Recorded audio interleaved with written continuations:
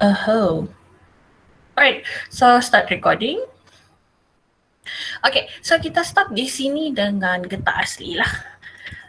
Okay, getah asli ataupun dalam English dia adalah natural rubber. So dalam subtopik ni kita akan tengok beberapa benda. So first thing, kamu patutnya boleh menerangkan getah asli dari segi penamaan. Kamu sudah belajar penamaan masa kita belajar isomer previously, right? Formula, struktur dan juga sifat. Okay, and then mengeksperimen penggumpalan latex. Really sorry for this one, kita tidak dapat buat memandangkan kamu berada di rumah.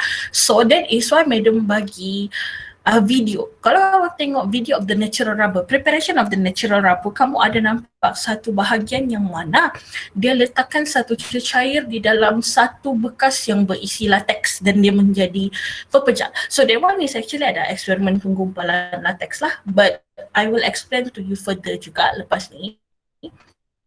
Yang ketiga, kamu sepertinya boleh menerangkan proses pemvulkanan getah, alright, menggunakan sulfur melalui aktiviti. Again, ini adalah aktiviti. I'm really sorry kita tidak boleh buat, but kita akan review juga dia punya prosedur one by one lah. And lastly, mengkaji sifat kekenyalan, getah tervulkan dan getah tak tervulkan melalui eksperimen. So, antara semua ni, yang paling famous dalam soalan adalah 4.2.4. Okay, reason dia adalah benda ni banyak boleh ditanya. It's an experiment. Dia ada hipotesis, dia ada pemerhatian, dia ada inference. So this one actually selalunya keluar dalam kertas 3. But unfortunately for you, soalan ni tidak akan keluar lagi lah dalam kertas 3 sebab kertas 3 kamu punya format sudah berbeza. And another one adalah benda ni baru juga keluar. Alright, benda ni baru juga keluar dalam SPM. So kalau dia keluar pun might be dalam paper 1 atau paper 2 sahajalah. Right, so from there baru kita tengok, you do need to know apa sejarah dia, dari mana getah tu datang. I think kamu sudah belajar juga dalam subjek sejarah previously, tapi kita tengok juga lah a little bit. Alright, so pokok getah atau nama saintifik dia Hevia brasiliensis. Macam mana? Brasiliensis. Okay, so daripada nama ni sendiri kamu boleh detect dari mana pokok getah ni datang. Brazil. Can you identify guys, pokok getah tu datang dari mana? Daripada Brazil sebab ni nampak dari sini Brazil. Alright. So dibawa ke Malaysia pada tahun 1877 dan terus berkembang sebagai komoditi penting negara. So benda ni, getah asli ni kita bincangkan sebab dia adalah salah satu sumber ekonomi negara. Okay, so antara ekspor utama ialah sarung tangan getah, kondom dan keter. Alright. So kejap ah. Wah, Hakimi masuk. Wah, hai Hakimi. Kau baru keluar gua. Madam take dulu kehadiran. Alright, so ini adalah kegunaan so paling kita guna sekarang adalah sarung tangan getah. Okay, sebab musim-musim COVID, of course kita akan gunakan banyak gloves. Alright, so di sini kita tengok dulu macam tadi. Pitan tanya, madam apa tu colloid? Pitan kan tanya tadi. Alright, so ni colloid adalah sejenis benda yang bukan larutan. Alright, fahamkan apa maksud larutan? Larutan tu sepatutnya dia punya zat terlarut, larut di dalam pelarut. Alright, tapi untuk kolloid, zarah getah tidak larut. Sebaliknya tersebar secara berasingan di dalam air. So kalau kita lukis ataupun in terms of lukisan, hang on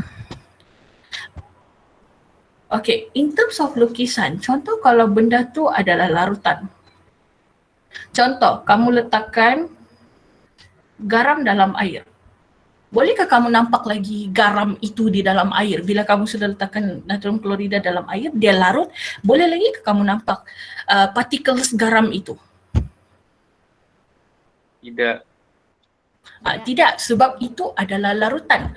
Okay, tapi untuk colloid, alright, when we talk about colloid, okay, dia umpama kamu ada satu beaker, and kamu ada satu larutan. Tapi colloid maksudnya zarah-zarah itu dia tidak larut di dalam. So bila kamu letak, bila kamu observe, dia akan terampai ataupun tersebar di keseluruhan larutan itu. Dia tidak akan termentak di bawah, dia tidak akan terapung di atas. Alright, dia tersebar di keseluruhan permukaan larutan. Alright, tapi dia tidak larut. Dia tersebar di keseluruhan tapi dia tidak larut. Contoh kalau kamu buat Milo ataupun susu lah paling senang.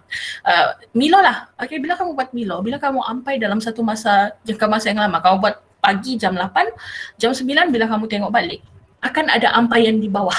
So itu bukan colloid sebab dia akan ada ampaian. Tapi untuk colloid, kamu letaklah seberapa lama sekalipun, dia masih akan tersebar di keseluruhan permukaan air itu. Okay, dia tidak akan terapung, dia tidak akan termendak di bawah. Dia sentiasa berada di dalam keseluruhan area. Paling senang memang kita ambil contoh adalah susu lah. Alright, so again Madam highlightkan di sini. Untuk colloid, okay, dia bukan larutan. Okay, dia ada particles di dalam larutan yang tersebar. Alright, so this one boleh faham maksud colloid?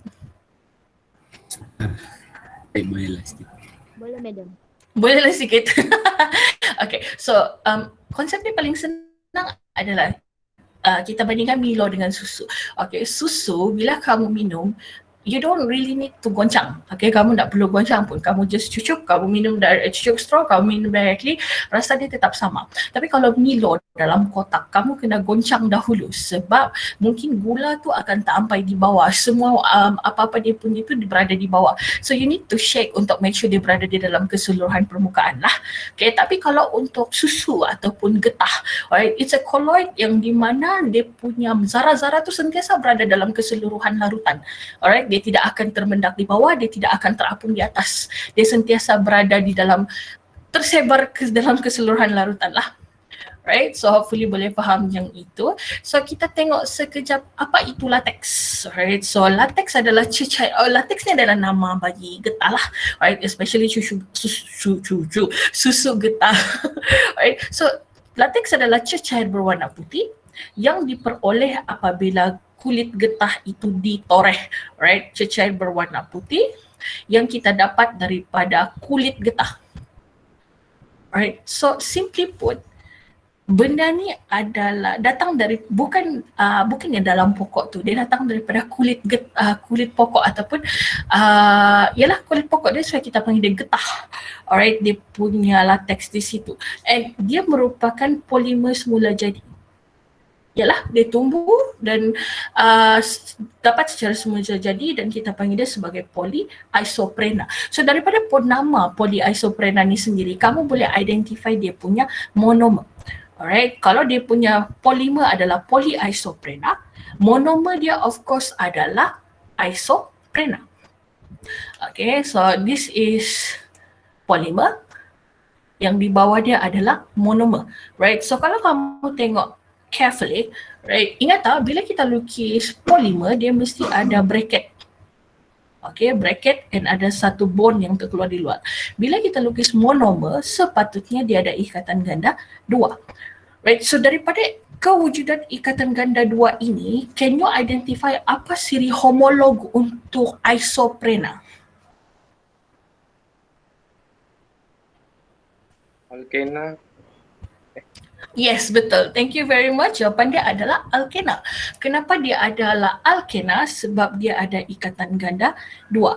Dia tak kisah dia ada 1 ataupun 2 ikatan ganda 2. Dia masih tergolong daripada dalam grup alkena. Cuma kalau kita daripada penamaan, right? Penamaan dia, kalau dia ada 1 sahaja ikatan ganda 2, of course kita akan panggil ena.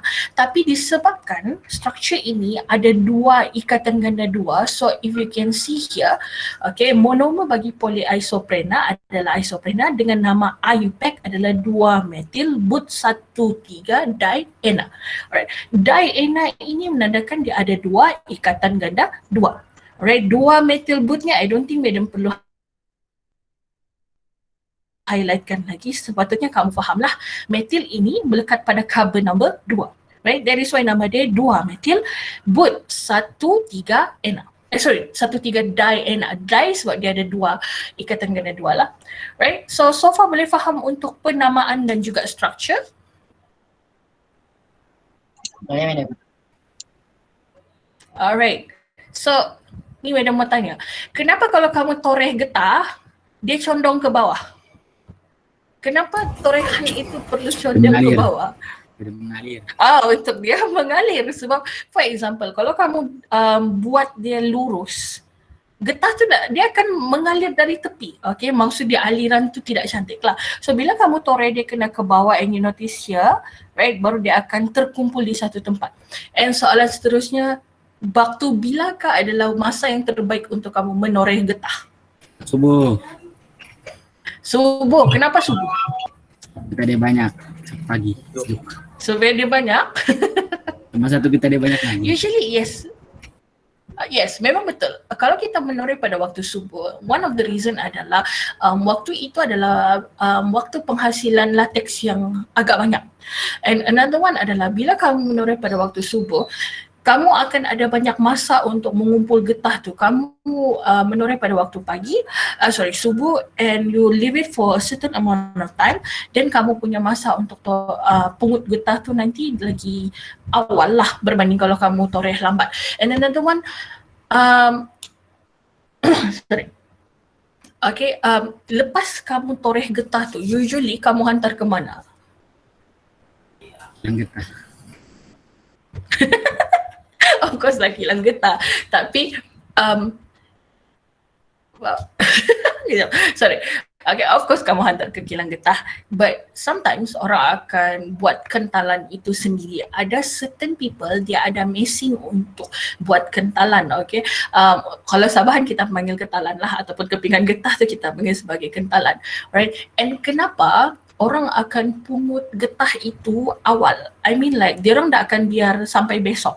Okay, diorang bila lepas agak-agak for a certain amount of time, diorang akan pergi ambil and directly hantar untuk diproses. Kenapa diorang tidak simpan untuk satu jangka masa yang lama?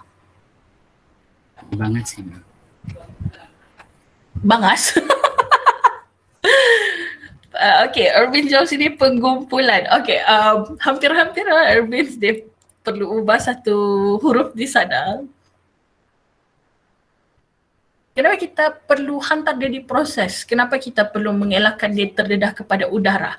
Okay, Lisa, nanti dia bergumpal. Yes, okay. So, jawapannya itu, kita mau mengelakkan penggumpalan. Okay, so kamu kena faham proses penggumpalan getah. Alright, sebab sebagai seorang penoreh getah, kita mau elakkan getah itu bergumpal. Tetapi kalau getah itu sudah dihantar untuk diproses, of course kita mau getah itu menggumpal. So, kamu ada dua benda yang kamu kena tahu. Kamu mengelakkan dia menggumpal, dan satu lagi untuk untuk mempercepatkan penggumpalan latex. Right? So kalau kamu tengok di sini, ini adalah gambar untuk molekul getah. Right? So molekul getah ini di luar ni adalah membran getah. Right? Dan di dalam itu barulah polyisoprena. Dia macam rambut lah. Okay, dia macam strings. Dia ada satu jari. Apa strings benang. Lebih kurang macam tu. So kehadiran kehadiran charge negatif di luar membran protein ini menyebabkan getah itu tidak berlanggar antara satu sama lain. That is why bila kita toreh getah, kita dapat latex itu dalam bentuk pepejal, right? Sebab dia tidak menarik ataupun tidak berlanggar, sebab it repels one another because of the charges, right? So di sini sebelum kita masuk pada penggumpalan getah, kita tengok ciri-ciri getah asli lah. So ni kan ini dia adalah polymer elastoma. Alright, elastoma of course datang daripada perkataan elastic. Alright, so kejap apa Syakif bilang ni? Kumpal, apa tu kumpal? Alright, so gumpal guys, gumpal, coagulate, bukan kumpal lah kamu. Right, so tengok di sini kewujudan ikatan ganda dua mempengaruhi daya tahan. Okay, remember bila kita buat siri homolog previously, antara semua bahan yang paling banyak tindak balas yang boleh dibuat adalah alkena. Reason dia adalah kehadiran ikatan ganda dua. Bila dia ada kehadiran ikatan ganda dua, dia boleh bertindak balas dengan banyak benda. Right, that is why getah asli ni dia ada kebaikan dan ada keburukan. Keburukan dia memang tidak tahan kepada banyak benda lah, right? So first dia adalah lembut, okay, kenyal dan anjal. This is why it is considered as sebagai polymer elastoma. Okay, dia kenyal, dia anjat. Tapi dia tidak tahan kepada haba. Okey, kalau dia terdedah kepada haba yang tinggi, dia akan mula melebur.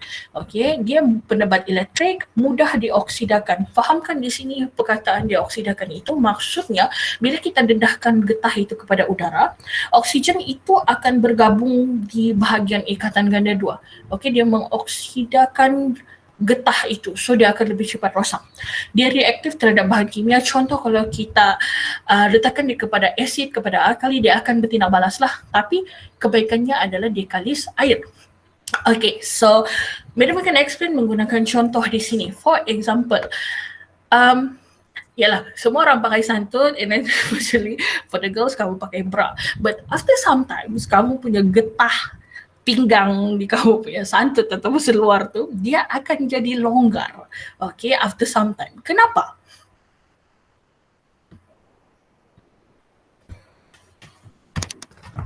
Sudah penat meregang. Sudah penat meregang. Okay, jawapan yang lain. Teregang, Pitan? Terlampau selalu kena cuci. Terlampau selalu kena cuci lagi? Cuci kering terus lah. Cuci kering, terus rosak. Lagi?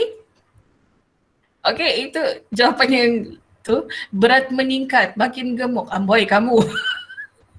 Okay, so again, apa ni, Iqbal banyak pengalaman. Okay, konsep dia di situ adalah getah yang kamu gunakan untuk getah seluar tu usually adalah getah asli. So bila dia getah asli, dia mudah dioksidakan, dia reaktif kepada bahan kimia. Right, so macam Emmett cakap tadi, okay, setiap kali kamu guna, kamu akan cuci. Madam dah tahu lah kalau ada yang guna beberapa kali tak cuci-cuci, tu Madam dah tahu. Tapi usually kita akan guna, kita akan cuci. So bila kita cuci, kamu sepatutnya faham deterjen yang kamu guna tu adalah bersifat alkali. Right, so gunakan itu adalah getah asli, so dia bertindak balas dengan alkali yang digunakan. And then kalau kamu guna softener pula, softener tu adalah sedikit berasid. So sudah dia bertindak balas dengan alkali, dia bertindak balas lagi dengan asid. And kamu jemur dia di bawah matahari. Right? Bila terdedah kepada matahari, dia terdedah kepada haba. Dalam masa yang sama dia terdedah kepada udara, which means dia dioksidakan. That is why lama-lama keregangan itu semakin berkurang. Okay? Makin lama makin longgar. Bukan sebab kamu makin kurus, tapi sebab kekenyalan getah itu semakin berkurang. Alright? So itu adalah benda yang paling senang untuk kita tengok keburukan getah asli. Alright, just remember kamu punya getah seluar, kamu punya getah mana-mana getah yang kamu selalu guna. So usually dia akan bertindak balas dengan dia tidak tahan haba, dia mudah dioksidakan, dia reaktif kepada bahan kimia. So itu adalah keburukan dia lah. Okay, so daripada itu, okay, dia ada kebaikan, ada keburukan. So sebagai seorang yang mengaplikasikan sains dalam kehidupan seharian, kamu sepatutnya cari cara untuk mengatasi keburukan itu sebab kita ada banyak kebaikan di sini. Okay, takkan kita mau berhenti guna getah disebabkan keburukan itu. Kita tidak boleh buat macam tu. So, as a person who learns science, sebagai seorang yang mau mengaplikasikan sains, okay, the best way adalah untuk mencari cara untuk mengatasi kelemahan itu. Right? So, of course ini adalah antara bahan-bahan yang kita menggunakan getah asli, Madam sudah highlightkan tadi. So cara untuk kita mengatasi kelemahan itu adalah dengan melakukan satu proses, alright, dengan mengubah getah itu menjadi sesuatu yang lebih tahan dan lebih kuat. Okay, apa nama proses tu?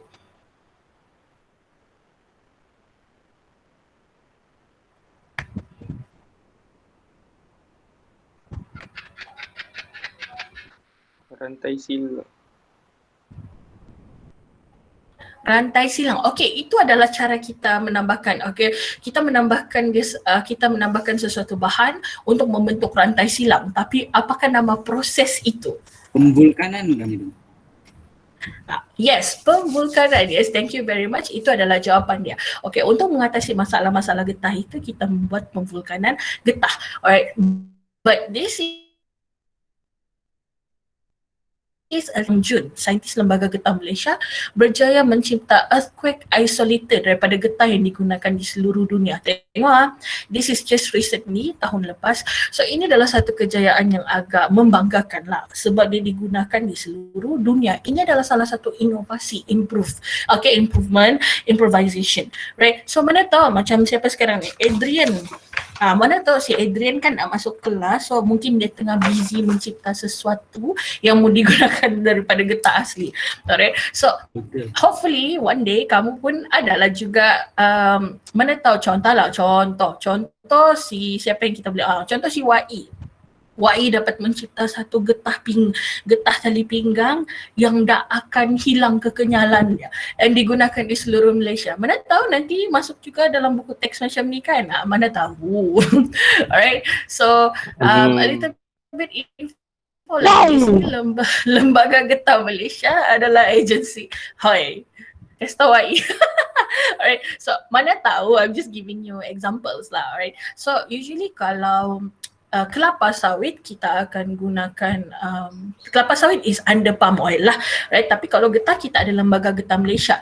So Lembaga Getah Malaysia tu bukan untuk tempat kita jual getah, beli getah. No, it's not like that. Dia sepatutnya ada bahagian ni, kajian teknologi untuk yang terkini berkaitan getah asli, which means benda tu memang datang sebagai latex, tapi apa benda lain, apa improvisation, apa innovation yang kita boleh buat daripada benda yang sedia ada. So that one is usually di bawah Lembaga Getah Malaysia lah. Okay, Hamboy Danish.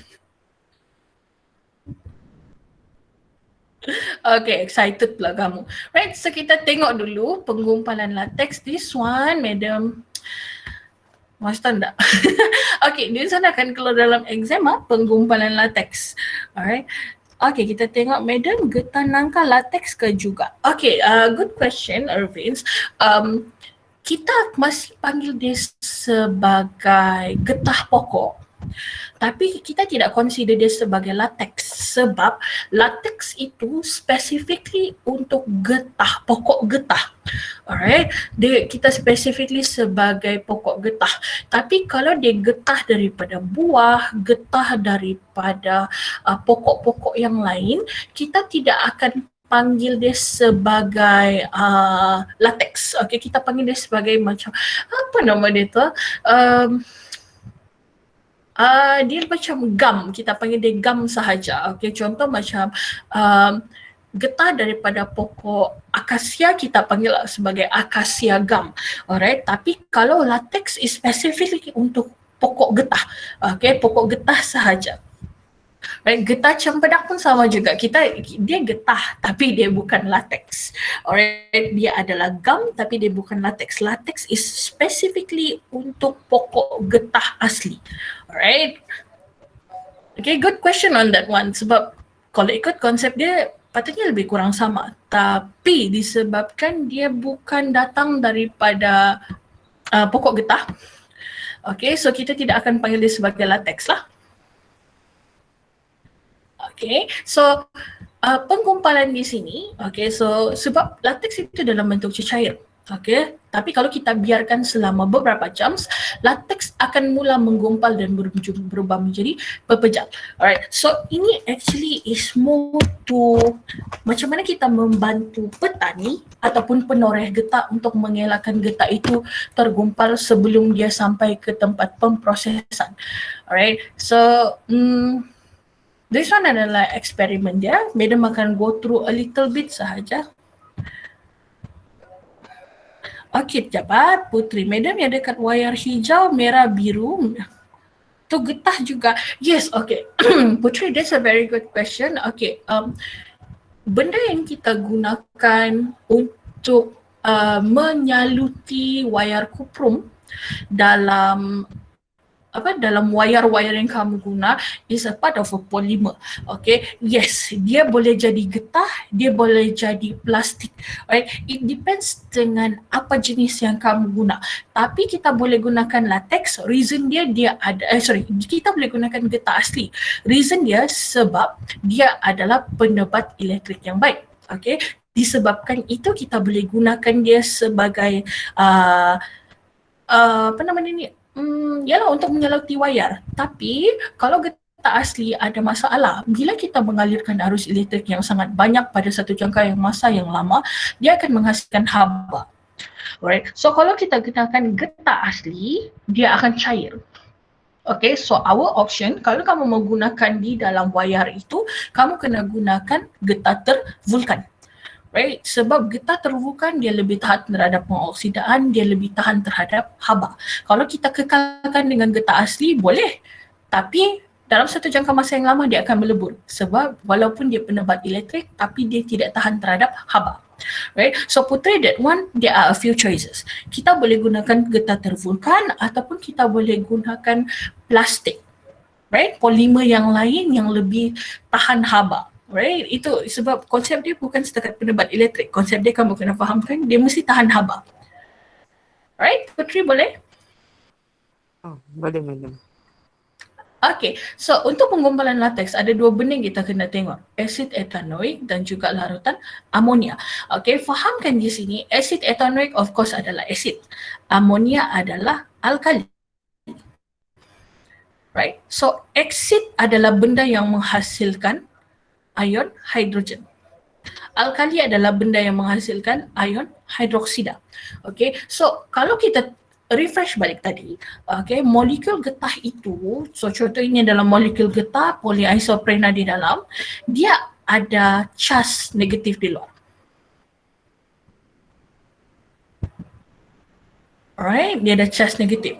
So, kalau kita mau mengelakkan penggumpalan getah berlaku, kita kena kekalkan charge negatif ini. Tapi kalau kita mau menggumpalkan getah, kita kena tambahkan dia dengan benda yang bercas positif.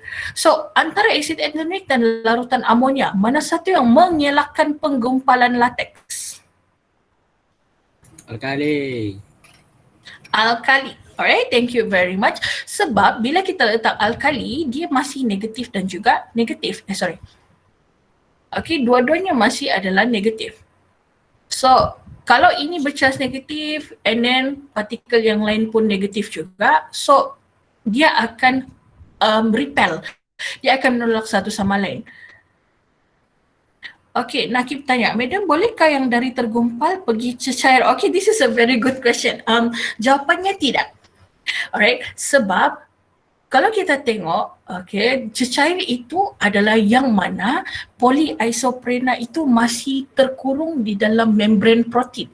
Okay, bila dia menjadi pepejal, means that dia punya membran ini sudah pecah. Okay, dia akan free and then menggumpal satu sama lain. So, kalau kita mau tukar balik dia kepada cecair, agak mustahil. Sebab kalau kita mau tukar dia kepada cecair, kita kena detangle benda ini dan wujudkan balik membran protein. So dia mustahil. So ini proses ini adalah non-reversible. Dia tidak boleh dibalikkan. Dia bukan tindak balas berbalik lah. Alright, it's a very good question. Sebab jawapannya adalah tidak. Sebab once dia terkeluar, once dia pecah daripada membran protein tu, dia menggumpal, kita tidak boleh reverse. Sebab kita tiada ability untuk wujudkan semula membran protein. Dan kita tidak ability untuk tergumpal antara satu sama lain lah. Right, Nakib? Okay, so di sini kalau kita gunakan alkali untuk mengelakkan penggumpalan, of course untuk mempercepatkan penggumpalan kita akan gunakan asid. Right, so very simple eksperimen dia, kita letak kita letak latex dalam bikar and then satu letak asid, satu letak alkali. So pemerhatian dia sepatutnya kalau kita gunakan alkali, latex masih kekal dalam bentuk cair, tetapi bila kita letakkan asid etanoik, okay, latex itu akan mula menggumpal. Right, so ini adalah explanation-nya. So siapa yang ada pen, ada pensel sekarang tu, tolonglah melukis. Okay, so this is an explanation lah. Nakib boleh tengok balik di sini. Kenapa sudah medium punya ni? Kenapa dia bergerak sendiri ni? Okay, jangan. Sorry guys, medium scroll balik.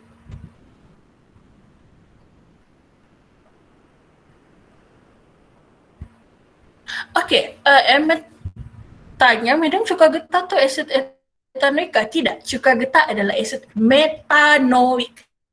Dia masih adalah sejenis asid karboksilik tapi dia adalah asid metanoik. So cuka getah sepatutnya adalah HCOOH. Okay, cuka getah adalah HCOOH. Untuk asid etanoik kan CH3COOH, right? So cuka getah adalah asid metanoik. Right, so itu adalah salah satu bahan yang kita gunakan di kebun untuk menggumpalkan getah. Alright, itu adalah cuka getah. Kalau asid etanoik adalah cuka makan. Okay, be careful with that. Okay, Putri, Madam getah di kasut guna getah apa? Mostly getah di kasut kita akan gunakan getah asli. Alright, sebab getah tervulkan dia agak keras. Kalau konsep kita getah di kasut itu adalah sebagai alas, okay, untuk kita berjalan tu lebih selesa, lebih lembut dan dia tidak put too much pressure pada kaki. Jadi sebab kita gunakan getah asli sebab dia lebih lembut lah, Putri. Right? Madam, asid kuat atau asid lemah yang digunakan? Mengapa? Okay, there are a few things yang kita akan consider. Okay, secara logiknya kita akan gunakan asid lemah. Okay, konsep dia asid lemah sebab kita tidak asid kuat pun boleh tapi mungkin pada kepekatan yang lebih rendah. Okay, reason dia adalah ini bukan alkali. Okay, latex bukan alkali. Latex cuma ada membran protein yang bercas negatif. So, kalau kita gunakan asid kuat, bukannya tidak boleh, boleh. Cuma kita akan rasa dia semacam membazir. Ada sedikit pembaziran di situ. Sebab, remember, okay, untuk latex adalah getah asli yang tidak tahan pada yang boleh bertindak balas ataupun reaktif terhadap bahan kimia. So kalau kita gunakan kalau kita gunakan asid kuat, sebelum dia boleh menggumpal dia sudah rosak sebab dia bertindak balas dengan asid yang kuat. Alright, so konsepnya kita akan gunakan asid lemah. Okay, sebab asid lemah pun sudah mencukupi untuk meneutralkan membran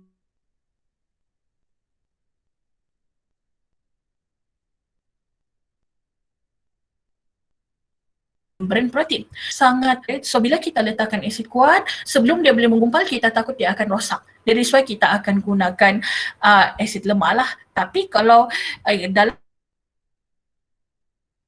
kepekatannya rendah, boleh. Alright, itu jawapannya. Okay.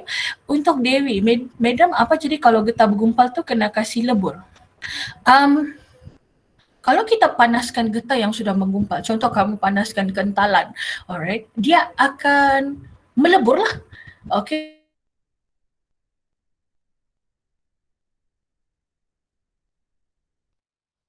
Okay, dia akan melebur tapi dia tidak akan jadi cair, tapi kalau kamu sejukkan semula dia akan jadi keras balik. Alright, so dia tidak akan jadi cecair balik. Okay, Nakib, alkali pun sama ke Madam? Yes. Okay, so sepatutnya kita boleh gunakan alkali lemah dan alkali kuat. Tapi konsep dia lebih baik kita gunakan alkali lemah sebab alkali kuat pada kepekatan yang tinggi, dia akan merosakkan latex itu sebab latex boleh bertindak balas dengan asid dan alkali. Right? It's a very good question, Nakib, sebab selalunya orang akan just fahamkan kita perlukan asid dan alkali. Tapi kamu kena fikirkan, kenapa kita gunakan yang lemah sahaja, kita tidak gunakan yang kuat? Okay, jawapan dia sebab getah asli reaktif terhadap bahan kimia.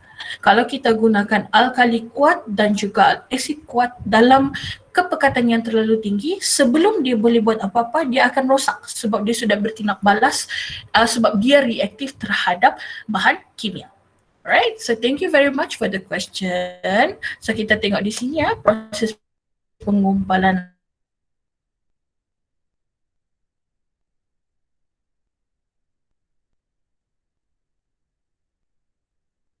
latex. So ulang balik, dia ada membran yang bercas, okay, tapi dengan kehadiran asid. Okay, asid menghasilkan ion hidrogen. So ion hidrogen itu akan meneutralkan cas negatif yang berada di luar membran protein. Okay, bila dia sudah dineutralkan, tada, dia tiada cas lagi. So Bila dia tidak charge, dia tidak boleh menolak antara satu sama lain, dia akan berlanggar. Okay, so membran protein ni is quite weak. So bila dia berlanggar, dia akan pecah.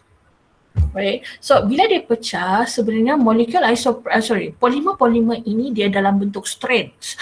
Apa strands? Medium dah tahu apa BM ni. Sekejap, medium blur. Tali-tali, lebih kurang macam dia tali lah. Simply put rambut. Okay. Kalau ada banyak rambut yang berjatuhan di atas lantai, bila kamu sapu, dia menjadi gumpalan. So it's the same case with this one. Okay. Daripada banyak strings ataupun strands ini, bila dia berkumpul bersama, dia akan menggumpal, dia akan tangle. Okay. So ini, penggumpalan ini yang menghasilkan pepejal. Alright, penggumpalan ini yang menghasilkan pepejal ataupun dalam bahasa Sabah kantalan. Itu yang dihasilkan di situ. Alright, so tengok macam tadi soalan dia, bolehkah daripada pepejal kembali kepada cecair? So if you look at the structure, ini dia punya bentuk pepejal. Alright, so untuk kembalikan dia kepada bentuk cecair agak mustahil sebab kita tidak boleh membentuk membran protein. Right, so 4 prosedur ini pandai-pandailah kamu hafal sebab might be kalau keluar dalam soalan exam you need to mention. Okay, contoh soalan dia adalah terangkan proses penggumpalan latex. So kamu kena start off daripada ni. Okay, 1, 2, 3 dan 4. So usually 4 markah lah dan dia jarang minta lukisan. Right. Lukisan ini hanya untuk membantu kamu visualize apa yang berlaku. Tapi dalam soalan SPM dia tidak akan minta lukisan. Right. So hopefully kamu boleh faham, tengok perbezaan structure di situ. Okay, so ini ada explanation kenapa orang yang menoreh getah bila sampai masa dia akan cepat-cepat pergi ambil dan juga simpan untuk diproses. Okay, ni dalam udara ada bakteria. Okay, so bila bakteria membuat respirasi anaerobik, okay, anaerobic respiration akan menghasilkan asid laktik. Okay, asid laktik sekali lagi adalah asid yang lemah lah, right? Simply put, kalau kamu biar kamu punya getah dan kamu tidak pungut sampai besok, okay, dia akan menggumpal sendiri. Reason dia sebab dalam udara ada bakteria. So bakteria itu akan memasuki latex dan merembeskan asid laktik. Okay, penggumpalan ini akan mengambil masa yang lama. Okay, dia akan menggumpal perlahan-lahan. Okay, tapi eventually dia akan menggumpal juga lah. So bila itu berlaku, kualiti latex yang kamu hantar kepada kilang tu makin berkurang lah. Sebab bila dia konsep dia, bila kita, kalau kamu tengok video yang Madam bagi itu, penggumpalan latex itu kita akan buat dalam satu permukaan yang rata dan usually kita buat dia dalam bentuk 4 segi. Gumpalan dia tu tidak cantik. So potential untuk dijual balik tu agak susah lah. That's why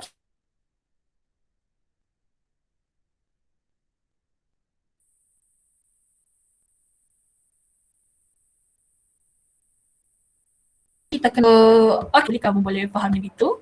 Okay, kejap tengok dulu. Madam, getah dari pokok tu boleh makan kah? No, I don't think so Alia, sebab dia tidak dikonsider sebagai makanan. Tapi, okay, tapi konsep dia macam for example chewing gum.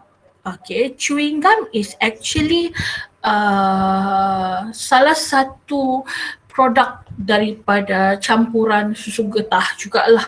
Okay, so even kalau gula getah pun kamu cuma gigit, lepas tu kamu buang, kamu tak telan. Okay, so what happen is that bila kamu menggigit, you are just absorbing the flavor, rasa manis, dia punya wangi-wangi, and then eventually kamu akan buang, kamu tak boleh makan sebab we don't have the protein, we don't have the enzyme untuk digest benda tu. Alright, so that's why kita tak makan lagi. Kalau even kalau gula getah pun kita gigit, kita buang. Alright, itu jawapannya Alia. Okay, Madam, adakah gas getah? Sebenarnya tidak adalah, sebab kalau kita panaskan getah itu dia akan rosak. Alright, dia akan rosak. Baxter, patutlah kalau susu bangas masam. Yes, konsep dia lebih kurang macam susu. Yes, bila susu itu rosak usually sebab ada bakteria yang hinggap.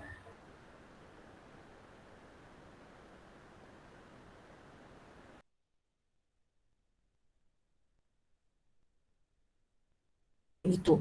So, digumpal terlalu berasid dan dia akan bau masam. Okay. Ahmed, kenapa masa proses penggumpalan getah tu ada bau medem? Okay. Sebagai manusia yang tinggal di tuaran untuk sekian lama, yes. Okay. Pemprosesan getah itu akan ada bau. Okay. So, think back. Okay. Apa benda yang kita tambah ke dalam latex untuk menggumpalkan susu getah?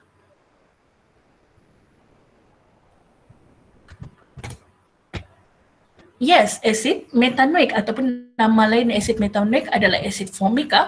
So, asid metanoik itu yang bau. Okay, masa diorang memproses getah, okay, yang mengeluarkan bau itu adalah asid metanoik. Okay, asid itu yang membuat satu bau yang kamu selalu hidu awal pagi. Alright, like it or not, memang betul kita di sekolah memang akan terhidu bau getah. Okay, bukan bau getah itu sendiri, it's actually campuran getah itu dan dengan asid formik ataupun asid metanoik. Metanoik. Okay, sebab asid karboksilik ada satu bau. Alright, macam cuka pun ada satu bau yang menyengat. So, it's the same case dengan asid metanoik. Bau tuaran, hoi kuang aja, beda orang tuaran raman. Alright, tapi memang betul. Setiap pagi kamu akan terhidu dengan kamu sambil kamu tengok Gunung Kinabalu tu, sambil tu juga lah kamu terhidu bau getah.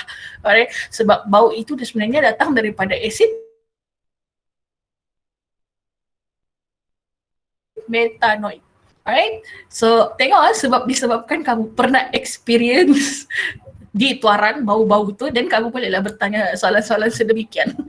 Alright, so this one is very simple. Madam rasa kamu sudah baca sudah. So kalau asid menggumpalkan, of course alkali menghalang. Okay, sebab dia menghasilkan ion hidroksida. Okay, so bila kita biarkan getah itu terlalu lama, of course ada asid laktik. So untuk meneutralkan sikit asid laktik itu kita akan letakkan amonia. Again, kalau kamu tanya kenapa pemprosesan getah itu bau, sudahlah guna asid etanoik, dia guna amonia lagi. So dua-dua yang bau dari neraka lah. Alright, so that is why dia bau. Alright, so untuk mengelakkan benda itu menggumpal, kita akan letakkan amonia untuk menghasilkan ion hidroksida. So dia akan meneutralkan asid yang dihasilkan daripada bakteria. Alright, so this one boleh faham kan penggumpalan latex?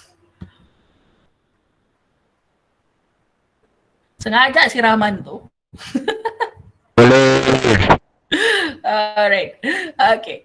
So untuk penghasilan produk daripada latex ni, Madam rasa kamu boleh baca sendirilah. It's very simple. Kalau kamu mau buat kasut, kamu kena ada acuan untuk tapak kasut. Kalau dalam kes ini dia menggunakan rod kaca sebab rod kaca itu adalah acuan untuk membuat tiub kaca. Kalau kamu mau buat sarung tangan getah, of course kamu kena ada acuan sarung tangan getah. Right? So it's very simple like that lah. Okay, so Aina, lama pula Madam membebel. Sorry kalau Madam ter-overshoot sikit, tapi Madam akan masuk sudah pemvulkanan getah. Alright, so ini adalah dia punya nama proses. Okay, pemvulkanan getah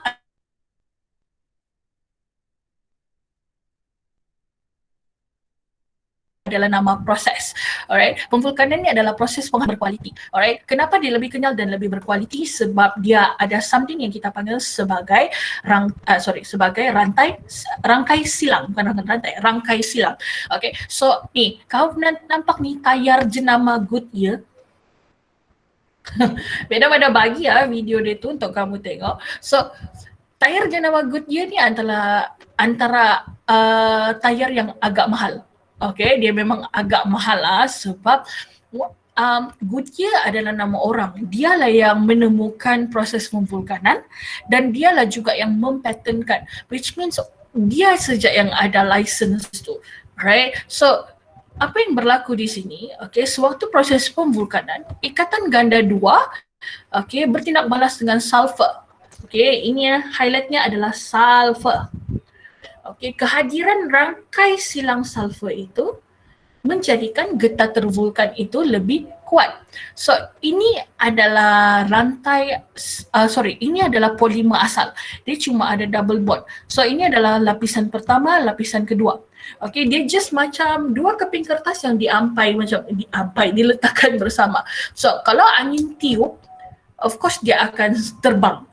Tapi disebabkan pemvulkanan, kita ada something yang kita panggil sebagai rangkai silang sulfur. Okay, so rangkai silang sulfur ini mengikat dua lapisan itu bersama-sama, which means dia tidak mudah menggelongsor. Okay, itu yang menyebabkan getah tervulkan tu lebih kuat lah. Okay, pemvulkanan getah, this one Madam sudah bagi tengok video. Okay, video tu ada dalam link, sepatutnya kamu tengoklah. Cuma Madam mau highlightkan benda yang kita gunakan di sini adalah ni, disulfur dichloride. Okay, walaupun kamu tidak ingat formula dia, sepatutnya kamu fahamlah disulfur ada dua sulfur, dichloride ada dua klorida. Right, so itu adalah bahan yang kita gunakan untuk pemvulkanan getah. So this one kita just very simple, kita campurkan disulfur itu, okay, disulfur dichloride itu ke dalam getah tu, kita just celup kasih keluar, and eventually kita akan dapatkan getah tervulkan. Okay, and pemvulkanan getah ni ada beberapa cara lah. Okay, disulfur dichloride itu adalah cara yang bukan paling senang, paling selalu digunakan. Okay, tapi kita ada 3 lagi cara. Sama ada kita tambah peroksida, sinaran dan juga logam oksida. Okay, bezanya apabila kita gunakan 3 ini, dia masih menghasilkan karakteristik yang sama. Getah tervulkan itu masih kuat, dia masih juga lebih kenyal. Tapi ketiga-tiga cara ini ada benefit. Okay, benefit dia adalah ni dua. Getah tervulkan yang kita hasilkan daripada sinaran, daripada peroksida itu, dia bebas sulfur dan lebih mesra alam. Okay, kamu kena faham, kalau ada sulfur dan bila sulfur itu dibakar, dia menjadi sulfur dioksida. Right, so bila sulfur dioksida itu meresap ke dalam awan dan juga air hujan, dia akan menghasilkan hujan asid. Okay, so dia tidak mesra alam. That's why kita akan gunakan sinaran ataupun peroksida ataupun logam. So that one dia lebih mesra alam sebab dia tidak akan membebaskan sulfur. Okay, so this one adalah eksperimen yang kamu kena buat dia punya lab report. Okay, it's very simple. Kalau kita tengok gambar aja, okay, kamu gantungkan 2 pemberat. Okay, satu getah tervulkan, satu getah tak tervulkan. So expectedly, sepatutnya getah tak tervulkan ni akan lebih panjang. Okay, bila kamu lepaskan pemberat, dia akan memanjang. Manakala untuk getah tervulkan, dia akan kembali kepada panjang asal.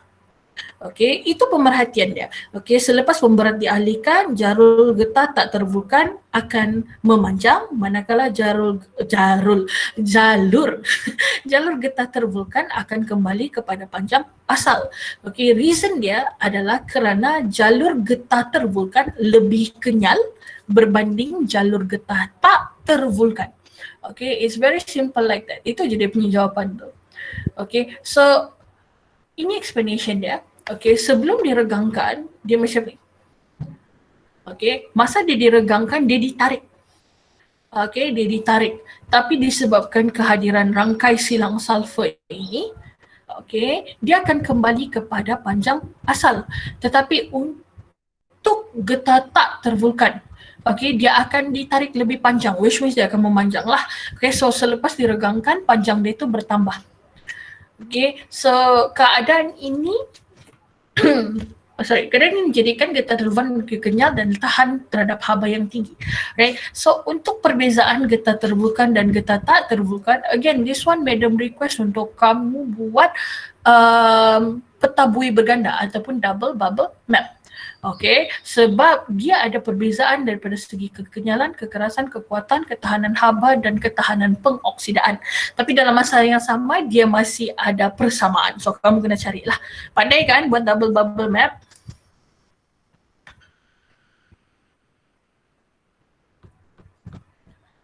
Alright guys,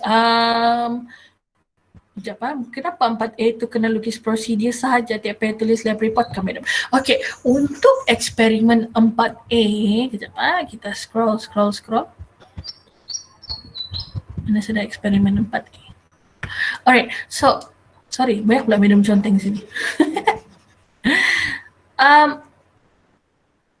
Okay, untuk eksperimen 4A, apa yang madam mau highlightkan di situ adalah prosedur.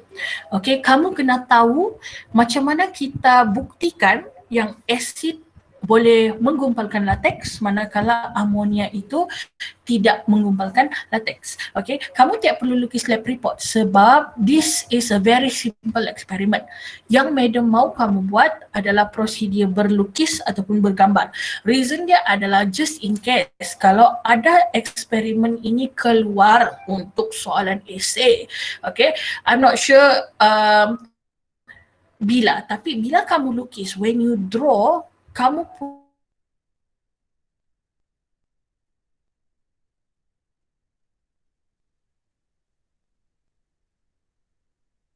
punya visual kamu lebih ingat sebab some of you ada visual memory. Okay, so sometimes menulis sahaja tidak cukup, you need drawings. That is the reason madam minta kamu lukis lah. Okay, the whole lab report tidak payah sebab this is a very simple experiment. It's just that bila kamu melukis, for example, sukat 20 cubic centimeter latex, so menggunakan silinder penyukat, kamu lukislah silinder penyukat and then kamu label okay, silinder penyukat and then di sini kamu label 20 cubic centimeter and kamu tulislah dia punya kepekatan juga. Alright, so it's one of the way untuk memorize. Okay, sebab sometimes menulis sahaja tidak cukup, you need to draw and color, okay, dan mewarnakan. Okay, that's the reason Putri is not much of a reason juga sebenarnya lah. It's just that untuk, yalah, supaya kamu tak boring. Alright, thank you for the question Putri. Okay, last part. This one madam go through quite fast lah sebab dia tidak banyak juga and actually madam terovershoot masa sudah. Okay, so untuk getah sintetik kamu cuma perlu menerangkan apa tu getah sintetik dan mewajarkan kegunaan. Okay, this is very short, very simple. Okay, so kenapa kita perlu ada getah sintetik? Okay, reason dia very simple. Kalau kita bergantung sepenuhnya kepada getah asli, sometimes cuaca tidak menentu, sometimes production dia tidak konsisten. Mungkin pokok getah tu diserang penyakit ataupun kalau contoh pada musim hujan kita tidak boleh menoreh dengan baik ataupun cuaca terlalu panas ataupun kemarau, so all those problems akan mengganggu pengeluaran getah asli ataupun latex. So getah sintetik ini kewujudannya adalah untuk menangani masalah itulah. Okay, untuk menangani masalah sumber getah. Alright, sumber getah. So di sini getah sintetik adalah sejenis polimer sintetik yang bersifat kenyal atau polimer elastomer. Alright, dia mempunyai ciri-ciri yang sama dengan getah, tapi dia bukan datang daripada pokok getah. Okay, simply put, bukan juga getah pura-pura, tapi kita buat polimer sintetik untuk menggantikan getah. Alright, so ada 5 yang kamu kena tengok, tapi if you look at this one, okay, ciri-ciri getah sintetik itu sama dengan getah tervulkan. Alright, tahan haba, tahan bahan kimia, tahan pengoksidaan, pemenebat haba, kenyal dan juga keras. Sama dengan getah tervulkan. It's just that, okay ni, lebih 60% barangan getah dihasilkan menggunakan getah sintetik. Apakah faktor yang menyumbang kepada situasi di atas? Jawapan dia macam yang madam beritahu tadi. Alright, so kalau kita bergantung sepenuhnya kepada getah asli, okay, sumber itu tidak dapat cater kepada keperluan seluruh dunia. Okay, sebab negara pengeluar getah hanya ada beberapa negara sahaja. So dia tidak cukup. That is why kita buat getah sintetik untuk menampung keperluan. Right? Untuk menampung keperluan. So tengoklah, kelebihan untuk dihasilkan secara besar-besaran. Kita boleh hasilkan dalam satu kuantiti yang banyak. Alright, so menjadikan getah sintetik pilihan utama industri pembuatan. Okay, so this one. Ecoprena dan pure prana, mana pun tak tahu. But dia punya highlight di sini prana. Okay, the moment kamu nampak perkataan prana, of course itu adalah getah. Okay, dua jenis getah termaju yang berjaya dibangunkan oleh Lembaga Getah Malaysia yang mempunyai ciri-ciri istimewa dan bersumberkan bahan mesra alam. Alright, so ini adalah kemajuan yang Malaysia ada capai lah. Ecoprena dengan Puriprena. Okay, so kalau kita tengok di sini, ini juga kamu kena tahu ni. Jenis-jenis getah sintetik dan juga kegunaan. So of course kamu kena tengok juga ciri-ciri dia. This one madam dah akan bagi explanation yang lebih lanjut sebab this one memang kamu kena baca sendiri. Cuma madam kena highlight di sini. Tali sawat adalah kabel tie, kabel wire, itu adalah tali sawat. Alright. Implants, alright, komponen bahan kedap adalah, kamu tahu apa bahan kedap? Bahan kedap adalah airtight punya bahan-bahan airtight, macam airtight containers yang di tepi-tepi container yang buat benda tu tidak tumpah ataupun tidak terdedah kepada udara. That one is bahan kedap lah. Right, and last but not least, soalan yang confirm akan keluar. Okay, penggunaan getah dan alam sekitar. Okay, getah asli mudah terbiodegradasi. Getah tervulkan ataupun getah sintetik dia tidak mudah terbiodegradasi. Okay, so apa yang kamu boleh buat? Alright, apa yang kamu boleh buat untuk mengatasi masalah pelupasan barangan getah? Okay, so ini adalah soalan yang akan keluar exam dan soalan yang memang akan selalu ditanya lah sebab this one lebih kepada kamu punya penilaian sendiri. Wajarkah kita guna getah sintetik? Alright, patutkah kita guna? Tapi macam mana kita urus dia punya waste management. So gambar ni ada menunjukkan beberapa benda lah. Okay, for example tire, usually this one di kampung-kampung banyak lah. Usually kalau getah tu, kalau tayar tu sudah haus, kamu akan what do you call it, kamu akan kasi jadi dia pasu bunga, kamu akan jadi dia kerusi. So this one is satu kemajuan. Beberapa negara termasuk Amerika Syarikat menggunakan tayar terbuang sebagai bahan api untuk menjana tenaga elektrik. Okey, dia menggunakan konsep biogesim. Dia bakar sesuatu bahan, dia panaskan air untuk memutarkan turbine ataupun kincir untuk menjana elektrik. Tapi bakar pun ada masalah sebab bila kamu bakar akan ada bahan pencemar yang terhasil. Alright, so again, wajar ke tidak kita gunakan getah? Okay, so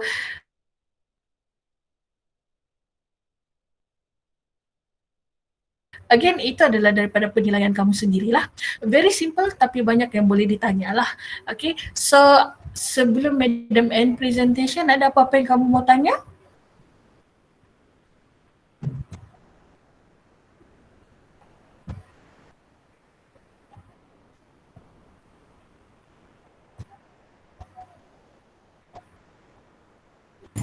Okay, maybe I think yes, ada siapa-siapa yang mau bertanya guys? Madam, kan kalau kita bakar getah, orang cakap apa tuh, gas sulfur, ada gas-gas lah yang terbebas. Ada sulfur. Jadi yang membebaskan sulfur tuh hanya getah yang tervulkan, kan Miss? Kan Yes, okay, that's a very good question. Yes, memang betul. Kalau konsep dia yang kita bakar tu adalah getah tervulkan, yes, dia akan membebaskan gas sulfur.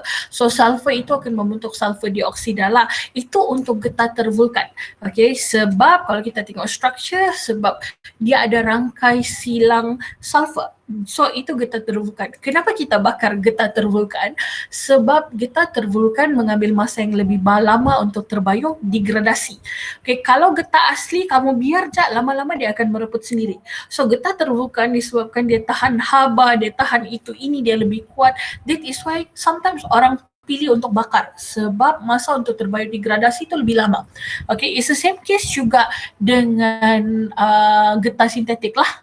Alright, cuma getah sintetik dia tidak, untuk kamu dia tidak berapa tekankan apa yang ada di dalam ni. Alright, dia tidak berapa tekankan apa dia punya structure. Tapi one of it, okay, sometimes getah sintetik ni again Asalkan dia getah lah. Yang paling senang getah asli adalah yang terbaik sebab dia boleh terbiodegradasi. Tapi untuk certain kegunaan itu dia tidak sesuai. That's why kita terpaksa buat getah sintetik ataupun getah tervulkan. Alright, cuma penggunaan itu of course akan menyebabkan pencemaran. Okay, but it's a very good question. Yang terbakar untuk menghasilkan gas sulfur itu hanyalah getah tervulkan sebab itu satu-satunya getah yang ada rangkai silang sulfur. Alright, yang lain?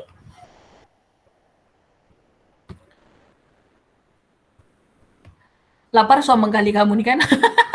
Alright, so with that, Madam, end lah presentation ha. Okay, so sebelum kita, before I let you off, okay, yang hadir tu angkat tangan dulu, raise your hand.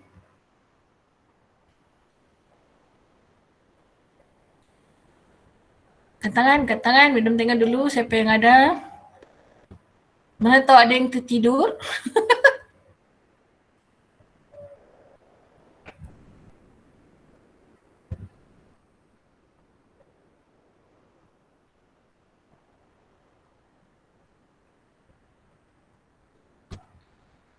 Yang belum mandi janganlah angkat tangan bawa ketiak.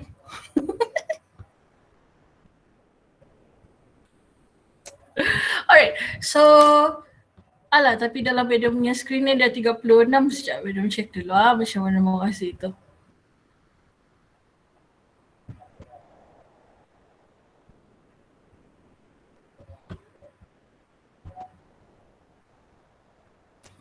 Alright, so layout Madam cuma ada berapa orang je ni.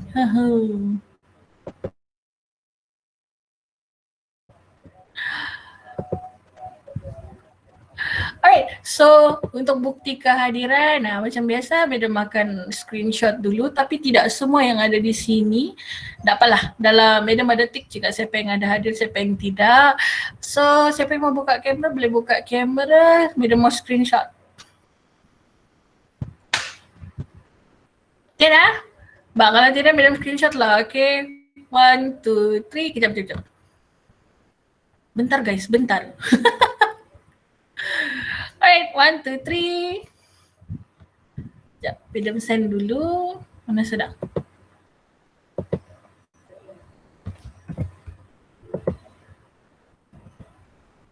Alright, one more. Sekejap. Okay, 1, 2, 3. Right, sorry guys sebab ni kali memang Madam tiada dapat buka kamera, but never mind lah.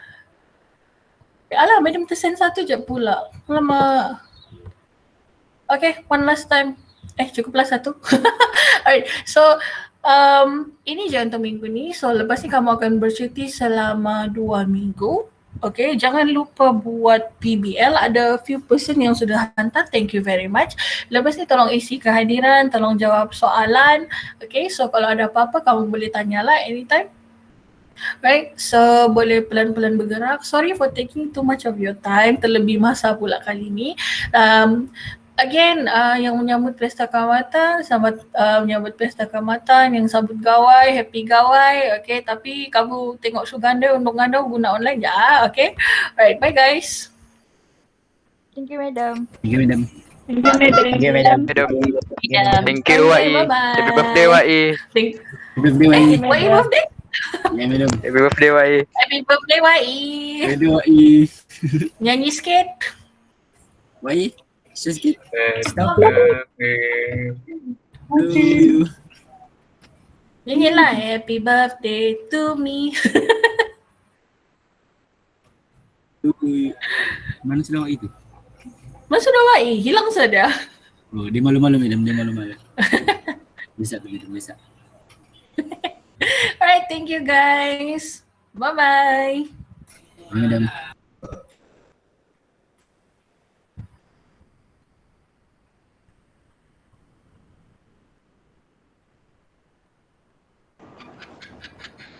Madam. Oh, Madam. Oi,